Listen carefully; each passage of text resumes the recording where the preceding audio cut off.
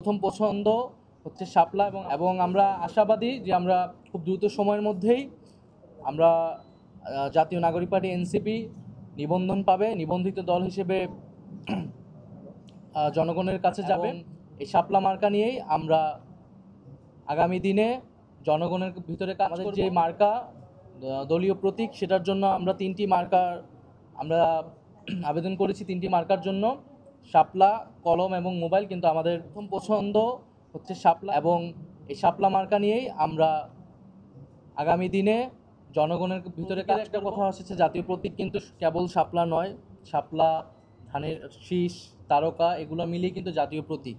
সেক্ষেত্রে আপনারা দেখবেন ধানের শীষ এবং তারকা বা তারা এই দুটি দলের মার্কা হিসেবে রয়েছে। সেক্ষেত্রে কোনো ধরনের আইনগত সমস্যা আমরা দেখি না। নির্বাচন কমিশনের সাথে আমরা এই বিষয়ে কথা বলি। আমরা শাপলাকে মার্কা হিসেবে নিয়েছি, যে শাপলা গ্রাম বাংলার আমাদের যে সাধারণ মানুষ, আমাদের যে নদীমাতৃক বাংলাদেশ, আমাদের যে খেটে খাওয়া মানুষ, তাদের সকলের কাছে পরিচিত একটি বিষয় হচ্ছে শাপলা।